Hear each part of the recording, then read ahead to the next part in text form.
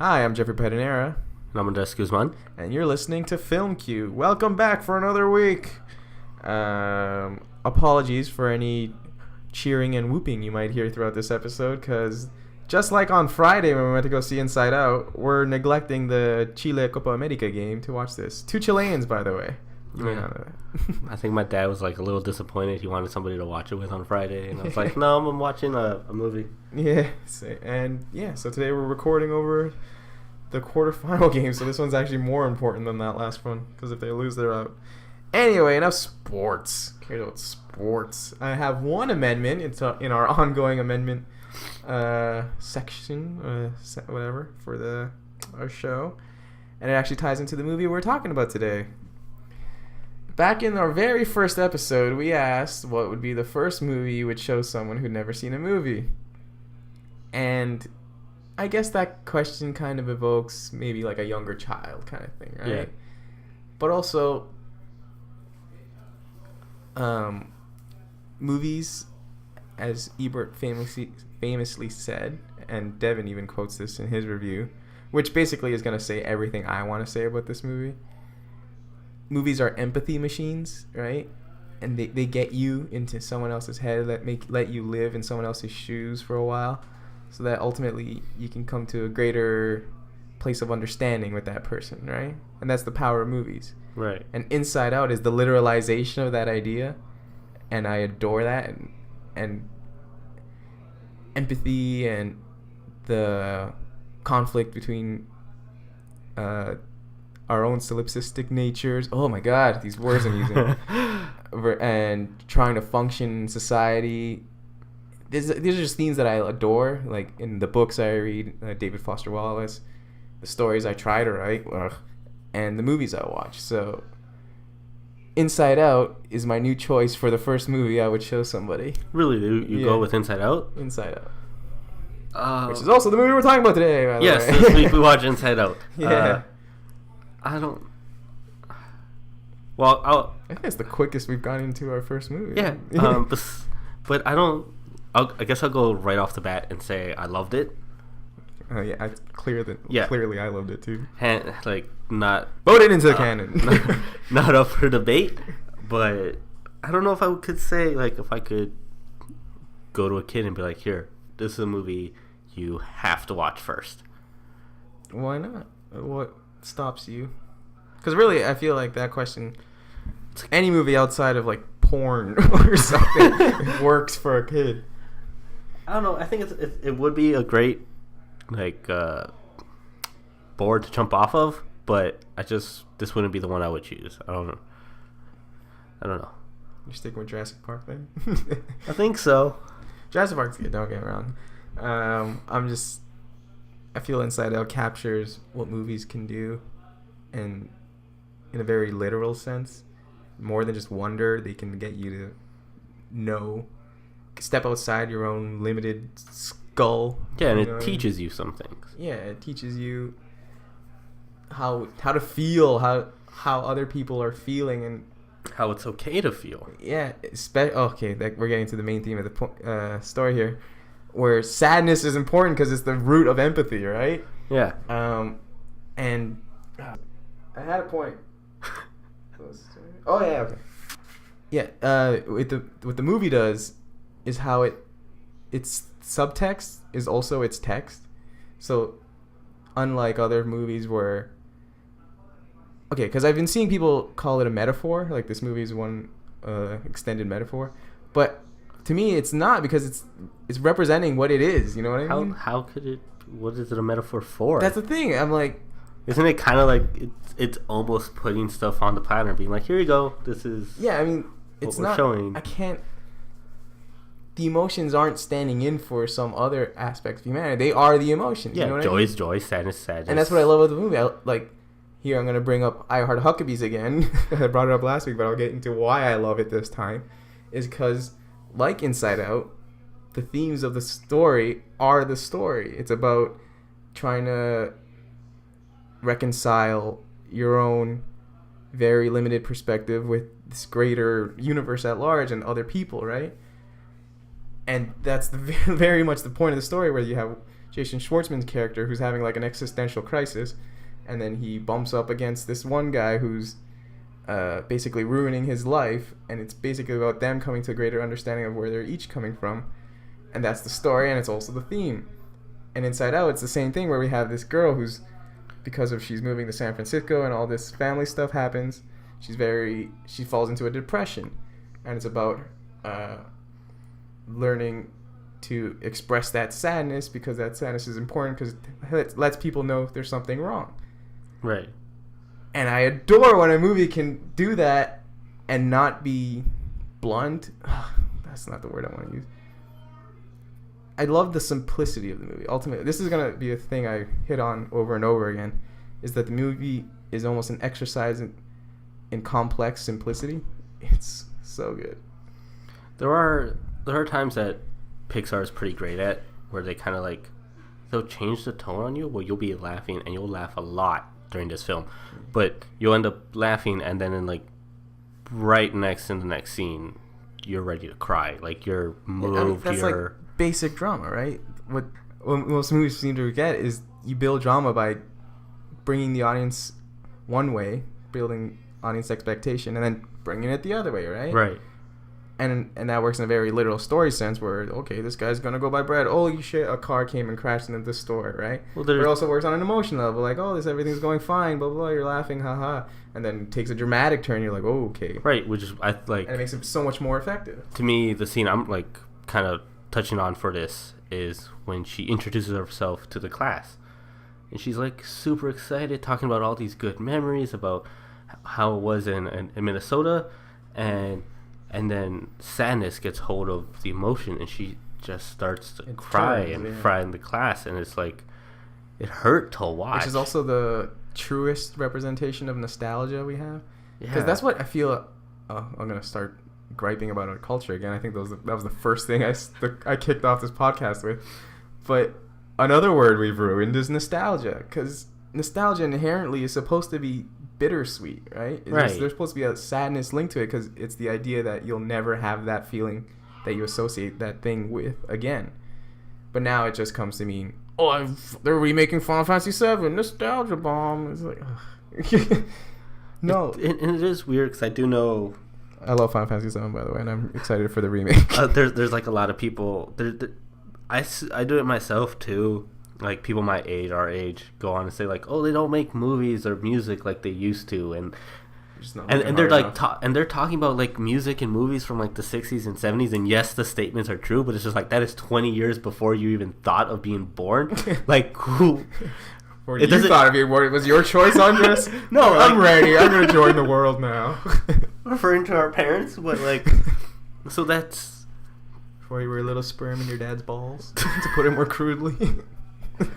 But it's like, it's that idea where just like people kind of feel that way, even though, you know, some movies have no literal connection to that. They have nothing.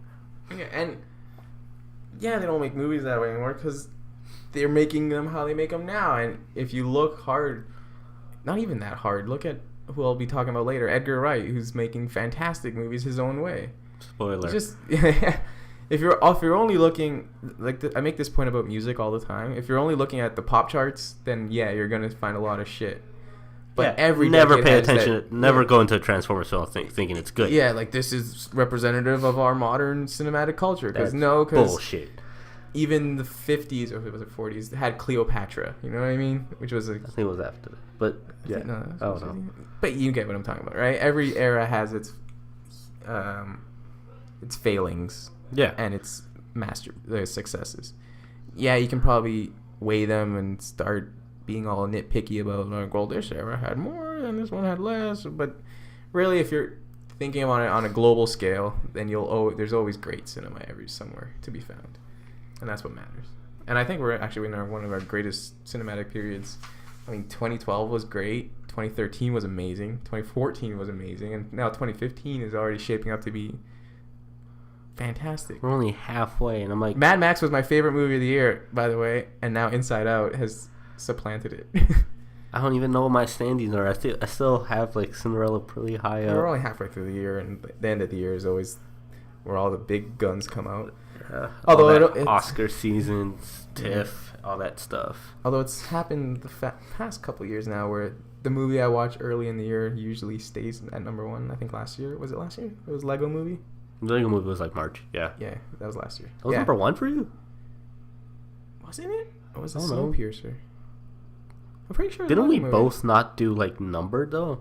I didn't do numbered, but I remember Yeah, I know. thought of it like, that's my favorite movie and everything else. I know what you mean, because I had told everybody, like, when I made my list, I was just like, Whiplash is 1, and then everything else is alphabetical. Yeah. Really, Whiplash? Yeah, I'm going to stick to that one. I don't care. I like Whiplash. I just disagree with it.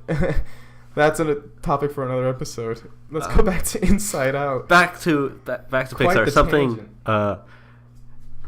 typically, even with some of Pixar's two or three faults in their Cars? Are you just talking about Cars? Cars 2 and Brave.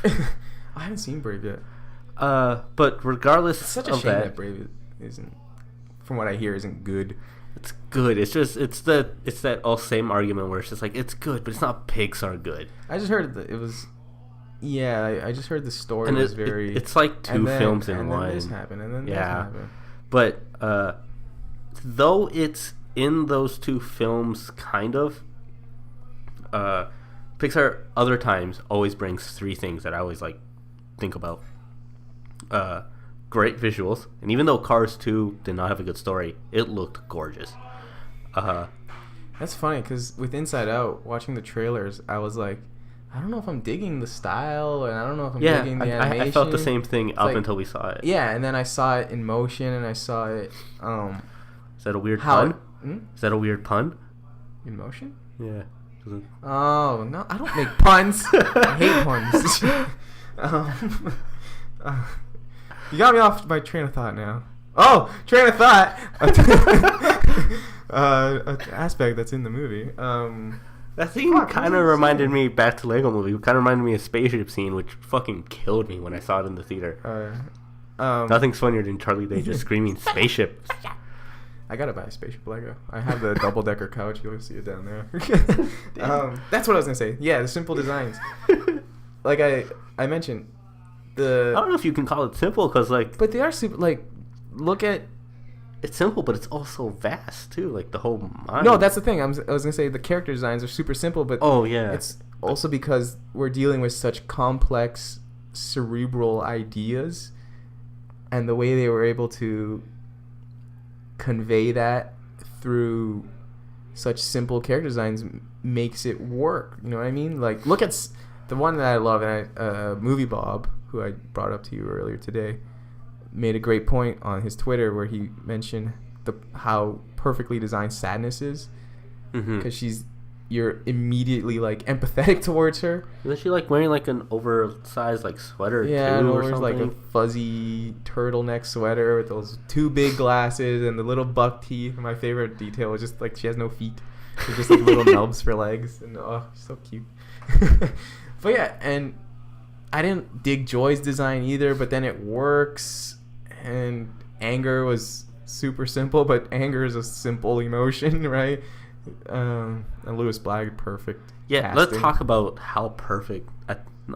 I think the entire cast is perfectly casted for all the emotions, but nothing makes more sense than Lewis Black as Anger. Yeah. There, from day one when I heard about this movie, and I was like, this sounds interesting, and then I heard that they got him for Anger, and I was like, when the fuck does this movie start? Yeah. And I was like, this is what everybody's been waiting for. Yeah, I mean, Lewis Black he's almost the embodiment of anger himself, right? Who else was it? Mindy Kaling was discussed, right? Yeah, Bill Hader as Fear. Well, I thought those two, well, they have smaller roles anyway, but they, in a good way, they kind of disappear into those roles. That's good. I like them. Amy Poehler is always great. I saw her recently in Hamlet 2. That was weird. She was and then Phyllis Smith, who was from The Office.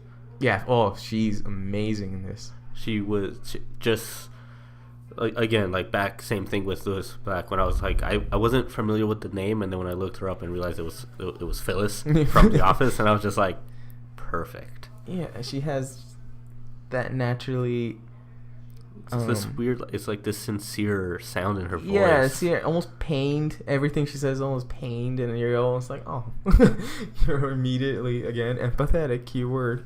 I know like Polar is from like Parks and Rec, but like even during this movie, I was just like, I miss The Office just because of Phyllis. I know. Oh, I never finished The Office. Like almost like it's so great. 5 seasons, I think. It picks up and it drops off like every other show. Except Parks and Rec. Who voiced Riley? Was it? It was just a random little girl, right? I don't know the name. Yeah, she was really good too. I'm a little frustrated though because I mentioned earlier Devin Faraci's review. He said essentially everything I wanted to say. I'm like, shit, I gotta find some new angles. And like, I love how early on when we go into the mom's brain, we see how sadness is running the show there, and it's an early indicator of like she's important, right? She's not someone to be pushed aside. Who ran the control panel for the dad? Anger, obviously. Was anger? Yeah. It's always anger. It's stereotypical dad. She was great. But it's this... The best joke, and again, we're always getting into spoilers here, but the best joke is the bus driver. For me. Why? Because all the emotions are anger. You don't remember that? I don't remember this. It was in the post credits. Oh, they go into all those different people's heads. It was just a regular person's. It was a bus driver who's like, all the kids are screaming in the back, and he's just like stewing in his seat. And I knew you were. Every emotion, disgust, fear, they're all anger. I knew you were gonna go to like the post credit where we, outside of the parents, is the only time in the film where we go see other people's emotions and like their control panel. But I thought you were gonna go when the boy drops the water bottle or something and he hands it to her, and then we go inside his head and everybody's just screaming girl. No, that moment's great. I think that got the biggest laugh in the audience. Got the biggest laugh, which is something I kind of want to... It was great, but I feel just love the idea of that. Because that's my dad, is the anger. Every emotion is just anger. I feel like this is the most adult film Pixar has done. Yeah, in a weird way. I mean, I don't actually know. Up is almost literally about retirement. Yeah, true, but it's just... Well, not retirement, but old age. Because of the adventure that Carl, and I'm blanking on the child's name, but because of that adventure and the dog and the bird, and it's like that's childish, and the kids can enjoy that adventure, even though it's about losing somebody and coming to grips and I get what you're saying with Inside Out. It's more like you mentioned, the more cerebral ideas. They literally go into abstract thought. Yeah, I think it's more it's just the idea is like when the parents, like most Pixar films, when the parents go with their kids to it, they're gonna have a good time. They're not gonna regret going to see them, which is something always great that Pixar's done. But in this case, I think it's the only situation I can think of when like looking at the rest of their filmography that the adults might enjoy the movie more just because of how much more impactful it could end up being for them. I feel like I'd heard that. I almost feel like that's the case with every Pixar movie, but I don't know. I think the only other the most universal film they made, because that's literally the theme of the movie, right? I think the only other contendant for that would be Toy Story 3. I still haven't seen that. And what? You'll be talking about it. You'll be talking about it later, but that's not transition yet. Stop spoiling things. What? It's not spoilers. Spoiler our own show. Fuck, it's Toy Story. Fucking, that's his trilogy there. Spoiler alert. Stay tuned. No one's listening, Andres. No one cares. Oh, man. Lava was trash. I didn't think it was as bad. Let's not talk about it. Lava sucked. I didn't think it was as bad as you thought it was. Just the world thought it was. All the laughter in the audience was like nervous. Is this supposed to be funny? Lava sucked. I wanted to talk about a design thing that I looked up, and I think it's right. Oh yeah. All the emotions in the film, their eyes are the same color as like their skin. So like disgust is green, anger is red, purple, fear is purple. But joy and sadness both have blue. It makes sense for sadness because she's blue. Yeah, joy, which made sense. But then joy is like the only one. But But that's also She has blue hair. But that's also Your theory because falling apart already. Riley has blue eyes as well. Yeah. Well, they're also the first two emotions we see, right? So they are the ones, or the first two emotions that form once Riley is born. So they're almost the pillars of the emotional spectrum, right? Of who Riley is. Whereas, like we said, whereas anger is running the show over in Dad's head, with Riley, who is essentially our stand-in.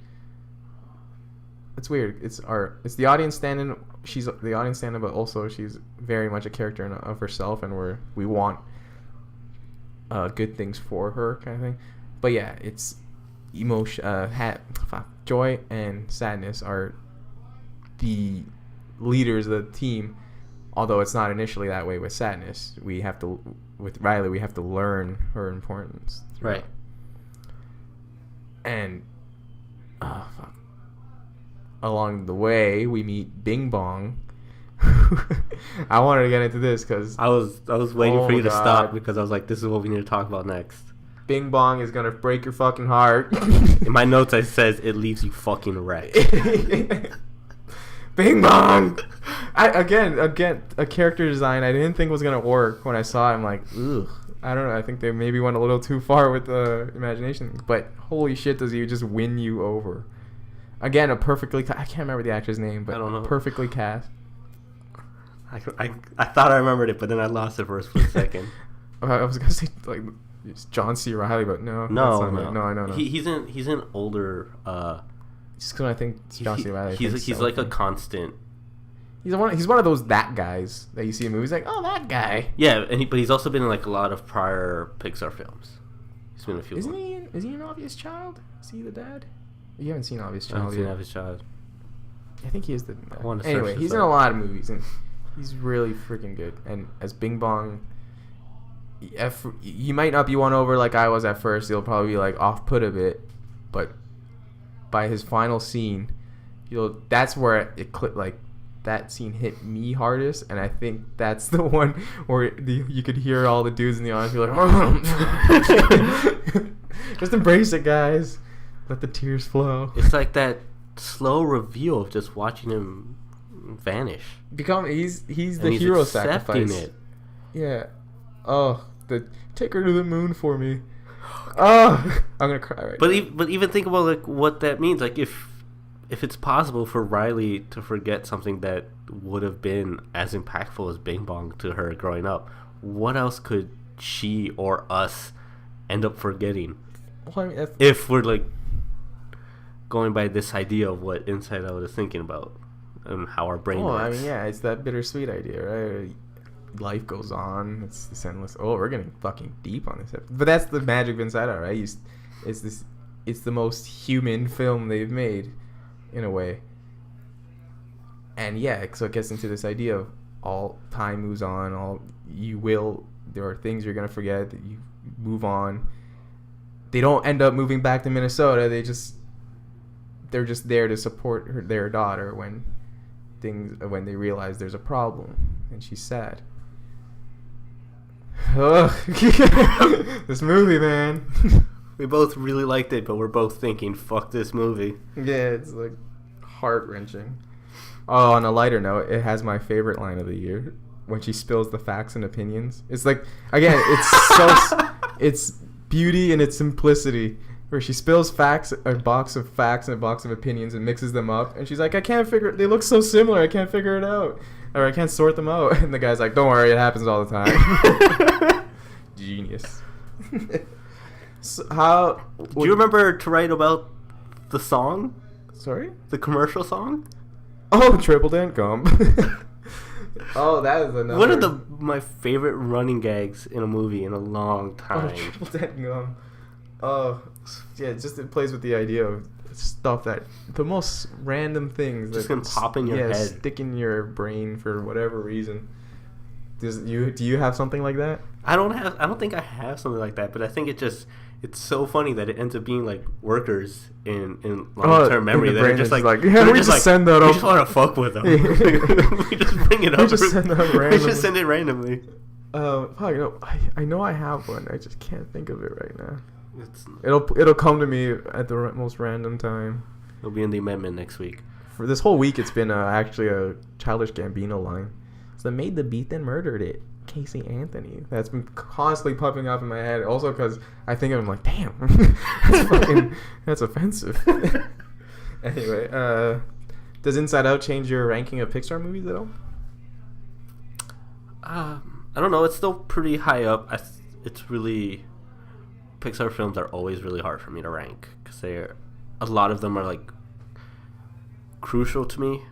I guess like I'm a huge Pixar fanatic, so like every single time I'm pretty excited for The Good Dinosaur, even though that teaser didn't do much for me. But it's still like at the end of the day, it like when the Pixar logo shows up, and I'm just like, I don't know if I'm as like super duper like I love Pixar, but I'm not. I always just let the film convince me by the time I see it. Like I said, I don't really watch trailers anymore. It's just better that way because you go in a movie, you let the movie be its own thing, and whether it works or doesn't, it's all on its own merits and not your preconceived notions or expectations. So I don't know. I don't really go into a Pixar movie thinking like, oh, this Pixar is gonna be great. At most, I'll just be like, at least they know storytelling. Yeah. And at most, there'll be a semblance of a functional story, I guess. Brave also had all that behind the scenes production trouble. I remember. Yeah, that's something I think I mentioned, or I almost did, where it ends up feeling like two different films, and both of them work, but just not together. Yeah, not together. It never meshes. So rank Pixar. I'm just gonna go like top tier, middle tier, just top three. Just top three. Top three. This is even tough. No order. Finding Nemo. Oh fuck! I forgot about Finding Nemo. I have to change mine now. Toy Story. This is always tough. Wait, Finding Nemo's your number one? No order. I can't. No I order. just know it's up there. Okay. So Finding Nemo's number one. I'm gonna go with Toy Story 3 and A Bug's Life. Bug's Life. Yeah. Isn't that considered one of the lesser ones? Not for me. Alright. Maybe it's one of those things where it was one of those movies that I had on VHS when I was younger, and I just kept playing it. Mine was Aladdin. And like so. And Barney. And so Bug's Life is like super close to me, and it's always one of those cases where I'm like, maybe it's just because I was young and I didn't know any better. But Friday before I watched Inside Out, right? I revisited it and I was just like, nope, still works, still good. For me though, Inside Out changed the game. It's instantly my number one favorite. I feel like Inside Out would be like 4 for me or something. 4, yeah. No, it's instantly my top one. I haven't seen the Toy Story movies in fucking years, so it's hard for me to say, but from what I remember and from seeing people still saying those movies are great, they'll probably hold up, and so I'll put 1 and 2 as my number 2 spot just because I don't remember which one's better or which one I like more. I feel like the trilogy is something I can revisit every 6 months, 8 months. I've been meaning to buy the fucking trilogy, but they're so expensive. I don't have any fucking Disney, man. And you know what's weird when I walk into HMV and I see that a Studio Ghibli film on Blu-ray is less expensive than The Incredibles on Blu-ray. Oh yeah.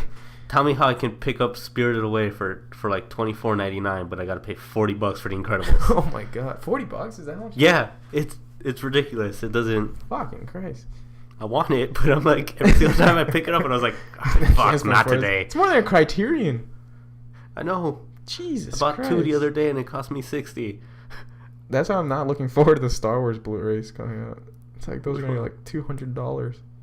Like if they, I know the rights are complicated, and I don't think Disney actually has the rights to the first Star Wars. No, so we'll never probably get an original. Yeah, we'll never get an original. Oh no, we're not getting the unaltered ones. But if Disney ever did release that for whatever reason, those are gonna cost fucking $300. Well, right now the remastered ones that came out, I don't know how long ago. Those go. I got mine. I didn't get the prequel one, but I got the original trilogy for like $39.99, which isn't too bad. No, but there's special editions, and I don't want to watch the special edition. I know, but like we're talking about like let's get the original special edition trilogy for the same price as a Criterion. Yeah, that's I true. mean, like we like Criterion. I really want to revisit the Star Wars trilogy. I want to do it right before Episode 7. I'm waiting. I really want to, but I don't want to watch the special edition. I'm half expecting somewhere in Toronto to be playing at least one of them before they start, and I'm kind of waiting for that. Most likely, they'll have to, and hopefully the original. Can they still play the originals? It's illegal, but people do it. It's illegal to play them? Yeah. Really? I'm pretty sure because they mentioned that in the episode in the canon.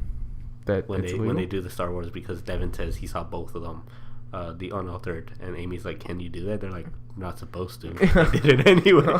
Well, hopefully they do it in Toronto, because that will be the one crime I break. Well, I guess it's more theirs, but yeah, they're Royal Cinema, please, please get your hands on this. Yeah, just fucking break some laws.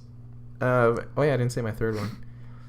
I don't really have a third. It's either Up or Wall-E, and I haven't seen those ones in a while. I want to just like start from scratch. I'll say the 10 minutes of Up that those famous 10 minutes. Those 10 are great.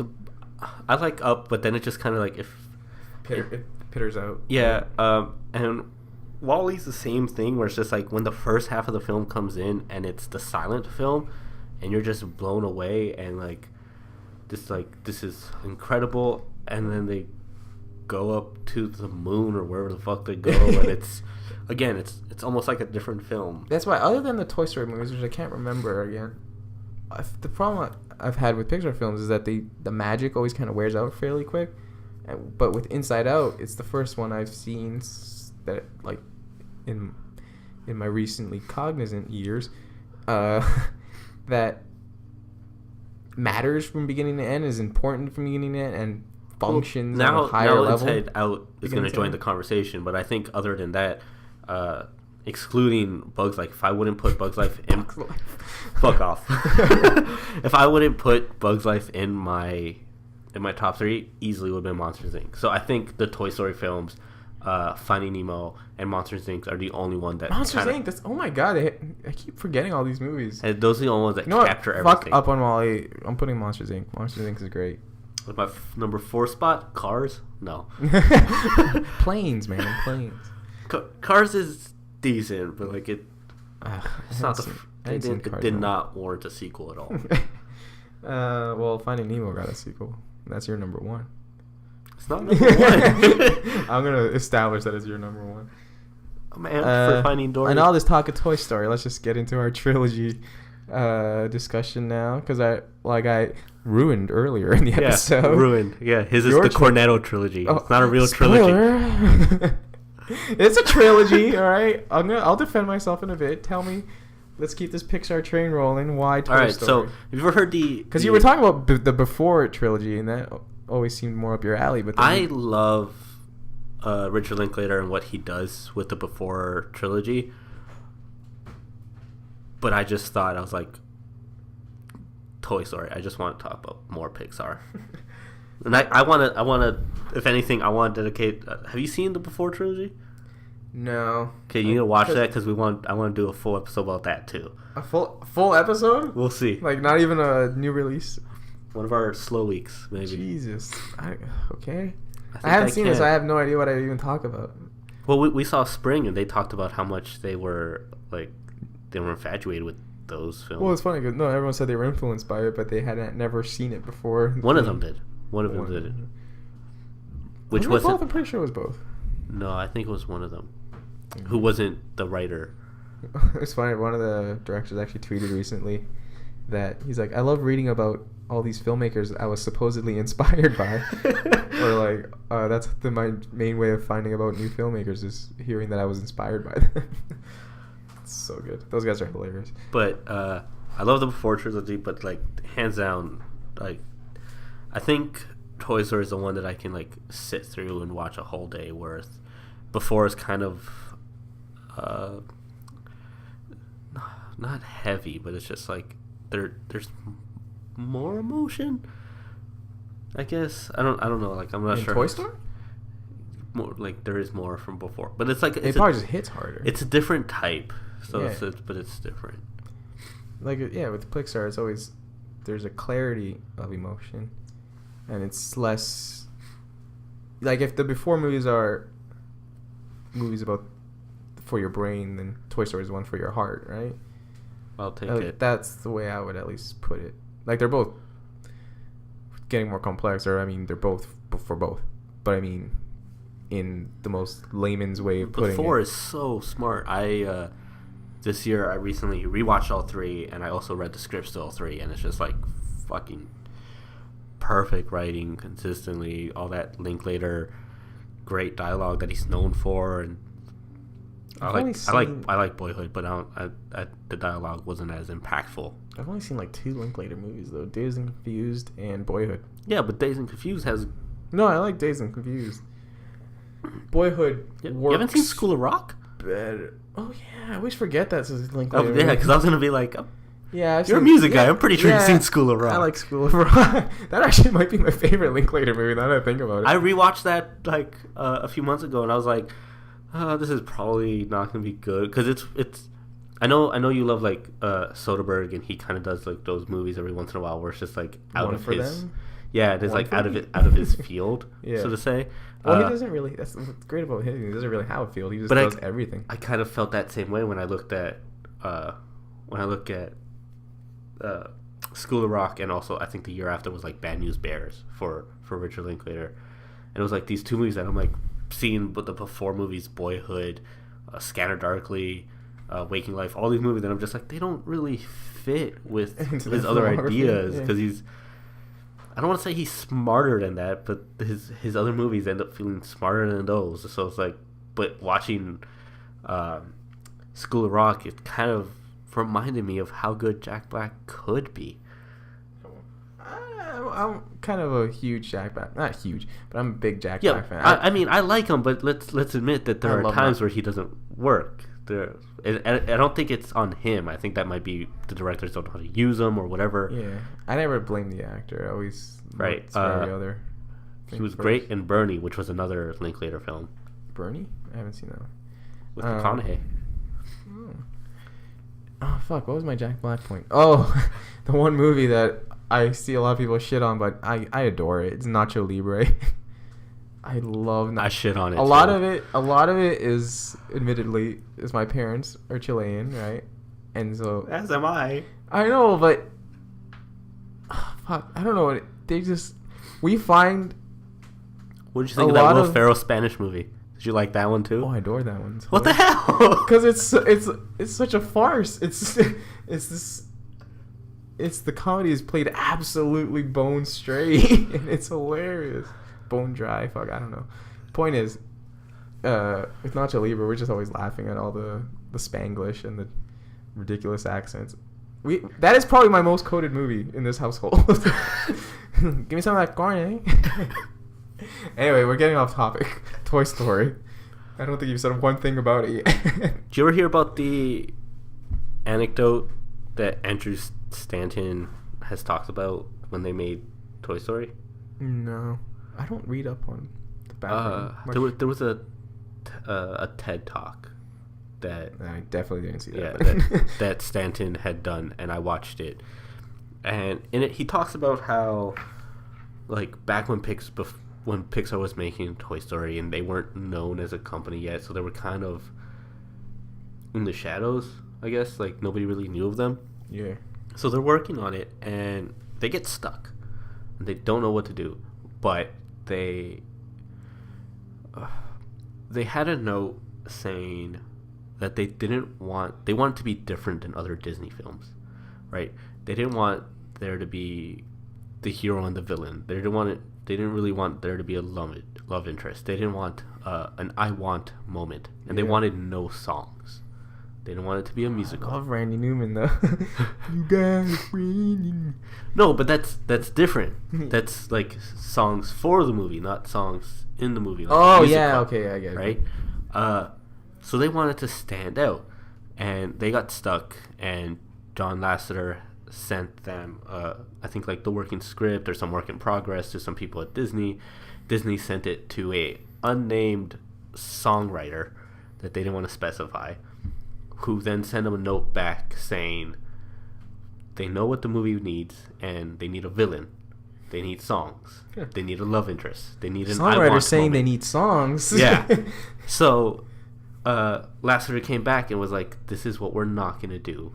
We have to make sure that we're sticking to our guns. Yeah. And then they made Toy Story.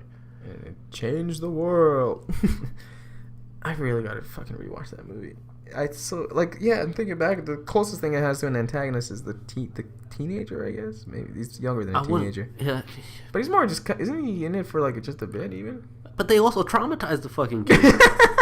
What? I don't remember that. No. Okay, Woody and Buzz get captured by him. Yeah. And then Woody makes this huge fucking plan about how they're gonna get back at the kid. So they take all the toys and then like try and they come to life in front of him. And then at one point when the kid Sid is holding Woody in his hand, his head turns 360s all the way and says, "We're always watching." Oh God. He traumatized the kid. He's traumatized the kid. It is there's an Easter egg in the third one where Sid is the garbage man. Oh yeah. Because he's wearing the same shirt. Wait, why am I saying? Oh, yeah, I haven't seen that movie, but yeah. Poor kid. Yeah. Well, not to diss Garbage Man, but yeah. If anything, I'd rather call... Maybe he had bigger aspirations than he realized all those toys were watching. I'd rather call Woody the antagonist, if anything. Woody? He's a dick.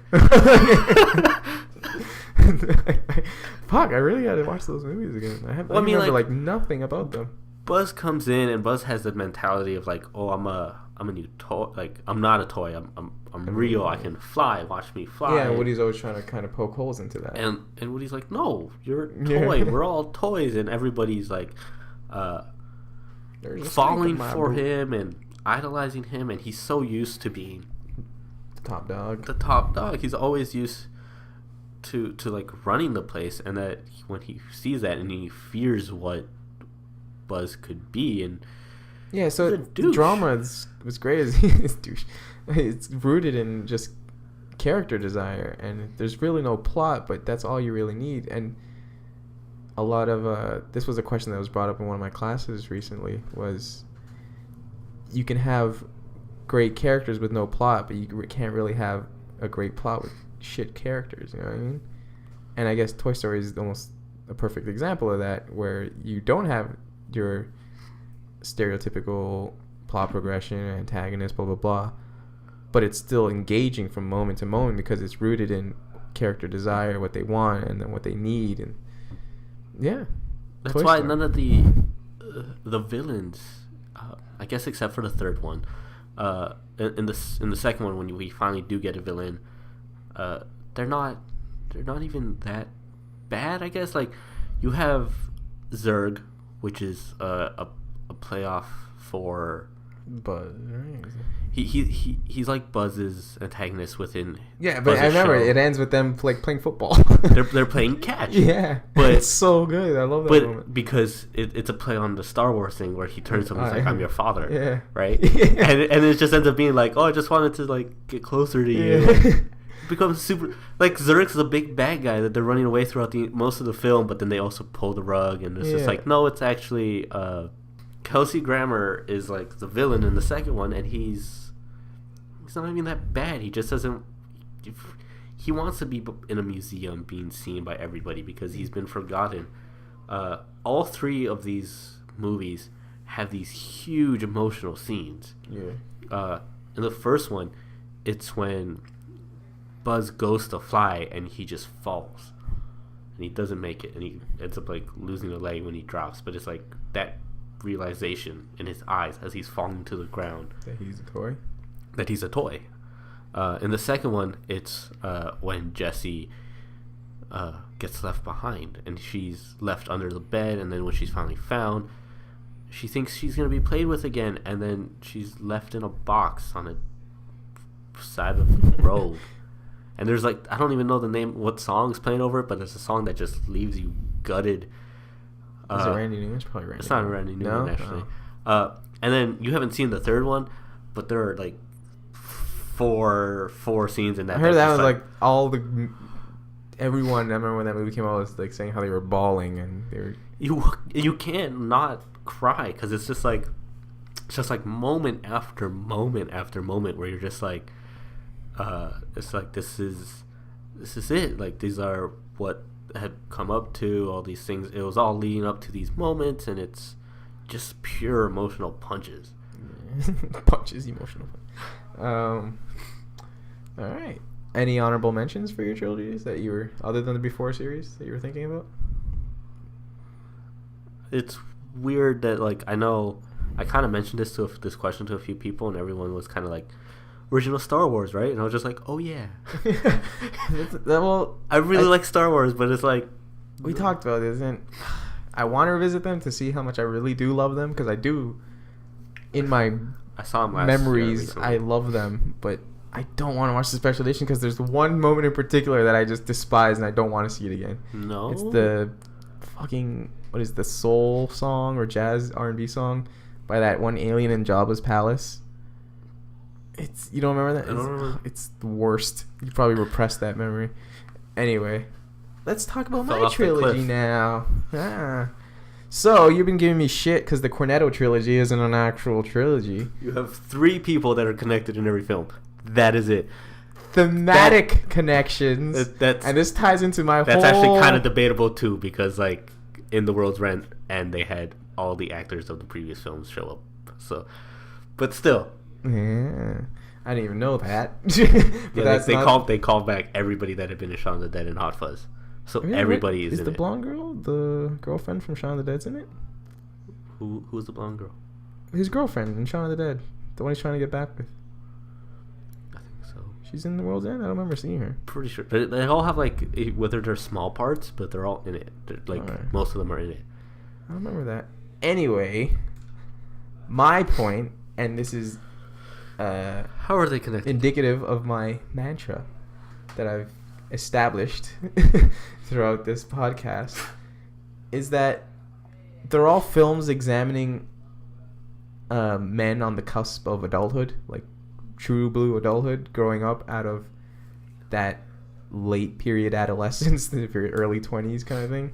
Late, because I think late, yeah, because they're like almost 30. Yeah. But I mean, even in World's End, yeah, they're basically 40, but it's about King getting over basically wanting to do everything he wanted to do in his 20s, and he's stuck in that time period, right? And it gets really dark, but that's why it's the final film. It's the ultimate culmination of that idea. And that's why these movies are tied together, because they're all just different lenses for this examination. Also, even on deeper levels, they're also about, Shaun Dent is about the romantic side of that, being there for your partner. Hot Fuzz is more about being there for your partner, being for your buddy partner. And you know what? They're all about it being there for your buddy, right? In a way. So that's why these movies they may not be linked story-wise, but even Indiana Jones isn't linked story-wise. It's just the same dude, but they're all different fucking. No, but that even with Indiana Jones, it's which is probably if I was like, if you twisted my nipples and said fucking pick one with story connection that's not Cornetto trilogy, then fine, Indiana Jones. I definitely would say that one is Crystal Skull doesn't exist. Crystal Skull does not exist. It's not even that bad, actually. I watched it. It's just okay. It's just for an Indiana Jones movie. It's kind of, it has really bad stuff in it, but ultimately I think who survived the nuke in refrigerator? It's a really bad moment in an otherwise okay movie. Yeah, I remember the beef is okay. I just don't like the fact that he's his son. Crystal Skull was actually the first Indiana Jones film I saw, and I saw it in the theater during its original run. And I was like, I walked out, and my friends who had seen the original trilogy were just like, "Ooh, it was bad," and I was like, I thought it was good. Like, yeah, see, because if that argument. It's always that fucking argument where it's just like, if you compare it, yeah, it's not that good, but on its own. Yeah, on its own merits, it's okay. And Spielberg is too good of a director, where even with his left hand, he'll make an engaging better scene. Than Transformers. Exactly. I think there's still I like the first one. There's some. Fuck, I can't remember Crystal Skull that well, and that's kind of indicative of the problem. All I remember is the bad stuff in it. It's almost like the antithesis of that famous quote. Fuck, who said it? A movie has 3 good scenes and no bad ones. The Kingdom of Crystal Skull is almost the antithesis of that. It's 3 bad scenes and no good ones. But although I don't know, the guy getting mauled by fire ants was pretty cool, if heavily CGI'd. Anyway, Cornetto Trilogy. Shaun of the Dead, fantastic comedy horror. Hot Fuzz, fantastic comedy action. World's End, fantastic comedy sci-fi / drama. And Edgar, well, yeah, Edgar, right? Everyone, Simon Pegg, they're all fucking Nick on Frost. point in these movies. Edgar Wright's probably one of the greatest directors working right now. Oh yeah, there's Absolutely. I would never. Has he debate made that. a bad movie yet? Well, he's made those 3 and Scott Pilgrim, so no. I haven't seen Fistful of Fingers, and it's only available on like some VHS. So I won't count that. I want to see it. I mean, yes, I would like to, but it's. Oh, Spaced. That was his TV show. I really I want to haven't see seen Spaced. Spaced. It's probably the next one I'm going to buy now that I think about it. But yeah, the Cornetto Trilogy, I think ultimately the reason I'm arguing for it is because for me, movies are about what they're saying, right? Not so much what's happening on them, because whatever. And so taking that and applying it to this idea of a trilogy of movies, what connects them, it's not so much, it's not Indiana Jones, it's not Luke Skywalker, it's not Neo in the Matrix, it's fucking what these Matrix would have been a good consideration if we're talking about like what's the best trilogy, what's the trilogy with the best film in it, but the rest of it never lives up to it. I like Revolutions and Reloaded. Oh yeah, you're a Wachowski fan. I love the Wachowskis, and it's because what I love about, even if Revolutions again is a movie with badness in it, which I don't really feel like it does. I don't know. Well, the point is, I love that it ends. It's about coming to understand and work with your enemy against the greater evil. Do you know what I mean? The machines. It's a synthesis ending of Mass Effect.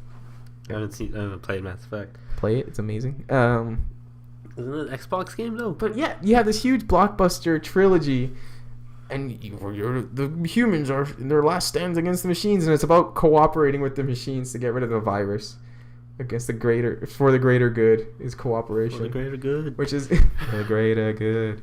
Hot Fuzz. I remember when I got my copy of Hot Fuzz, I watched it like 4 times in a week. Oh, I've seen Hot Fuzz. It's funny because I don't even think Hot Fuzz is my favorite, but I've seen that one the most. Yeah, because it's almost compulsively watchable. Yeah, it's so easy to just sit down and I want to watch. I want to revisit all of Edgar Wright's stuff right now, and I'm never gonna say anything to like anything Edgar Wright does. I would. There's something I've been telling people for a bit where I guess we'll touch on this when we talk about Ant-Man, but even if somehow Ant-Man ends up being the best Marvel movie that's ever been done, can I credit it to Edgar Wright's work on it? No, I'm just gonna say Edgar Wright would have done it better. Oh yeah, like 100%. Like even if it somehow is better than the original Iron Man, better than the first Avengers, then I'm still gonna be like, I would have liked to see what Edgar Wright would have done with this. Yeah, no, I mean that's gonna be true no matter what movie you get, and it's so disappointing that Marvel basically fucked it up on that. I don't know, because it's so weird because you have to like read in between the lines on all these press releases and stuff. But I think it was a mutual. They're saying it's a mutual thing, but at the same time, I don't know about you, but there's no way in hell I would work on something for 8 years of my life and then be like, well, what I heard this isn't really working. What I read was that he had handed in a script of like what he assumed would be his final, and then Marvel kind of behind his back gave it to these other writers and told them to like punch it up or whatever. And then when they get back to Edgar, he's like, what the hell is this? And he just got mad and just basically creative differences and left. I don't know, because I'd heard because it's a bitch movie. Fuck, that's a horrible phrase. But it's a horrible thing to do, to like a guy who's been working on this thing for years. That's his baby. Take it behind his back and give it to other writers to like change up, and which say, also "Shoot sucks this." because they would have made Ant-Man earlier, but instead he had to make he made The World's End. They were gonna film it around the same time he started working on The World's End, but a producer either got sick or passed away, and it was the guy that had been like helping him throughout the entire Cornetto trilogy. And he's like, he went to Marvel and he's like, I can't do this right now. I need to finish this trilogy. Yeah. The greatest trilogy, in my opinion, is the only fucking. I'm not saying that's a bad trilogy. I just not saying I don't believe it's fully. I don't believe it's a trilogy. Of course, it's a trilogy. Like I said, it's the. Just because there's 3 different flavors of Cornettos that show up in each film. No, I told you it's the thematic thing. They're both about adulthood, about transitioning away from adolescence and adolescent ideas, and that's a stronger connection to me than any plot device. And again, oh holy shit! Before I have to add this to my amendment section next week or 2 weeks from now, depending, I don't know what's going on. Lord of the Rings would have been my hands down number 1 choice. But it's one film. But I consider that one story just which is something split up into 3 I wanted films. to say about the second and third Matrix, which I think they filmed it back to back. But I know they were released like a year apart, so I want to say they were filmed back to back. But like, I have trouble separating the two because I see those as one film, so I don't see it as a. I don't know. I feel like it's The Matrix and then Reloaded and Revolutions are kind of the connected. second film. Yeah. Yeah, exactly. That's what I'm saying. Like it's but just two films. Yeah. That's how I feel. Yeah, I guess. It's a little more. Lord of the Rings would have been hand down, but I think we both came into agreement. But I was just like that's one movie. Film. Yeah, that's the only reason I didn't choose that. Because it would have been Lord of the Rings, hands. Yeah, because Return of the King is probably the most. The Hobbit wasn't even up for debate. No, fuck The Hobbit. I still haven't finished it. Why'd you even bring it up? Now I'm mad all over again. Because it's Lord of the Rings. It kind of has to be brought up. That's not Lord of the Rings. It's fucking trash is what it is. The Hobbit, fucking Bilbo becomes a side character in his own movie. Yeah, I just mentioned there. What's going on next week? We don't really know. Explain that, Andres. I'm putting it all on you. I'm on the spot now. Yeah. So we might be back this weekend. We're recording this on Wednesday right now, so we might be recording. Yeah, sorry for the late episode, by the way. To the one viewer. It's been a busy weekend. I keep doing that. I keep shitting on our own show. I'll stop. That'll be the last time I mention our shitty viewer count. So we might record this weekend. Do we want to keep it a surprise still, or should we say it? No, because I mean, regardless, either we're taking a break or we're coming back, and we're coming back with a debate of whether Spider-Man 3 is a good movie or not. And you might be thinking, like the plethora of people who we brought this up to, who's arguing that it's good? That guy. Me. That one. Spider-Man 3 is not a bad movie. And I'll get into why on the next episode, where we're hopefully going to have some guests to oppose me, because 3-on-1. Yeah, we're having a planned 3-on-1. Originally it was supposed to be 2-on-2, but the person who said that they liked the film was a fucking liar. Sorry, Cass. But yeah, she lied, and so we kept looking for other person to say that they liked it, and we couldn't really find anyone. And you know what? It's indicative of the meta narrative here, where I am fighting an uphill battle of arguing Spider-Man 3 is good. We'll get back to that eventually. So either we'll be back next weekend for that episode, or we be back in 2 weeks for July. Fuck, let me check the 4th, something like that. Yeah, we'll record July 4th and probably release July 6th. Yeah, so we'll be back around then, and that's when we'll be talking about Magic Mike XXL. The week after that? No, that'll be that week. That's that week? That's that week. Oh, okay, so if we don't record it... Okay, we'll have to cut this because now we're just talking behind the scenes. Or fuck it, leave it in. If we recorded this... leave it in, I want to hear this. If we record this week, then we can release it this Monday. No problemo. But then next week is Magic Mike. which we have to find someone to go with us. Yeah. And we'll release that on the 6th. On the 6th, and then the week after that is our break week. And then we have a break. So either way, or we have Spider-Man, yeah. Yeah. Okay. Why is this so confusing? I know.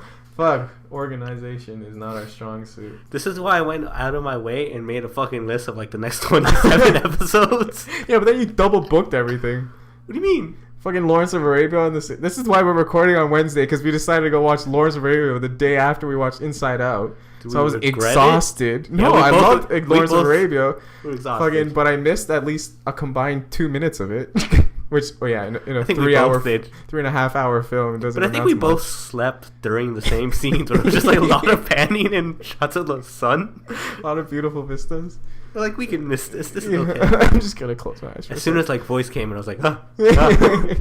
Like I was conscious throughout those scenes. I don't think I missed a line. Which I got what was happening. Guy got left behind, and he went to go back to get him. Oh yeah, and there was the one guy waiting for him. I just kind of missed some of the shots that established that were how he found him or whatever. Yeah, me too. But emotionally, I was on that arc. Anyway, let's fucking finish this up before we fuck up and go more behind the scenes. I record on a blue microphone. Anyway, what's your favorite trilogy? Tell us on Facebook, on iTunes, like, comment, subscribe, all that goodness. Or Twitter. Yeah. We have a Twitter. I always Yeah. forget. Have you changed? Is it still the egg? You changed the logo. I changed it. It should change. I don't do any of the behind the scenes stuff. That's all on Jess. I do all the technical. Shut up. I don't know any of that stuff, and I'm not good at it. Where can they find you on the Twitters? On the Twitters, on the Letterboxd, and I'm gonna add Instagram now too. Oh shit!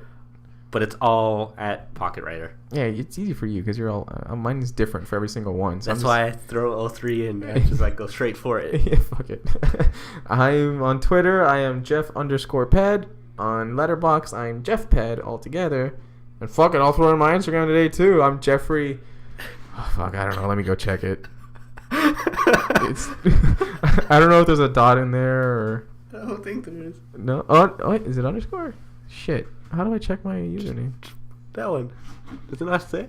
This is Jeffrey underscore? Yeah. Okay, it's Jeffrey_Pedernera. Pedernera.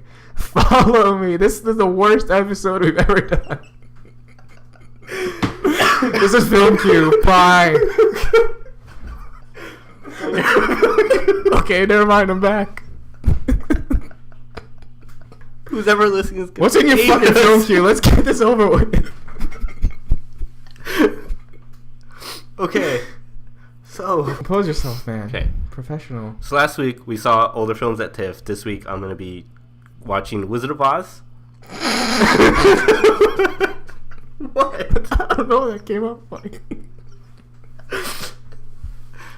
And then after that I'm probably gonna watch Dope or Inside Out again.